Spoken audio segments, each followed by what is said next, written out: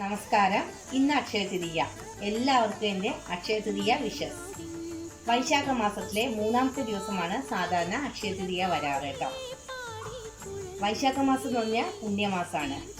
വിഷ്ണുവിൻ്റെ 6ാമത്തെ അവതാരമായ പരശുരാമൻ്റെ ജന്മദിനം കൂടിയാണ് അക്ഷയ തൃതീയ. അക്ഷയ തൃതീയ എന്ന് പറഞ്ഞാൽ സർവ്വ ഐശ്വര്യങ്ങളോടും കൂടിയിട്ടുള്ള ദിവസമാണ്.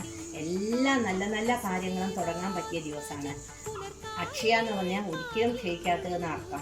ഇതേ ദിവസം നമ്മൾ വീട്ടിൽ മണി പ്ലാന്റ്, എന്തെങ്കിലും വൃക്ഷങ്ങൾ നടുക, അല്ലെങ്കിൽ നല്ല നല്ല സൽക്കർമ്മങ്ങൾ ചെയ്യുക ഒക്കെ വളരെ നല്ലതാണ്. നമ്മൾക്ക് ഒരു അസറ്റായിട്ട് സ്വർണം വാങ്ങി വെക്കുക, ഷെയറിൽ ഇൻവെസ്റ്റ് ചെയ്യുക, അതൊക്കെ വളരെ നല്ല കാര്യങ്ങളാണ്.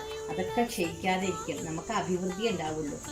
ഇന്ന് ഞാൻ അക്ഷയ തൃതീയയായിട്ട് ഒരു മണി പ്ലാന്റ് കണ്ടോ നട്ടത്.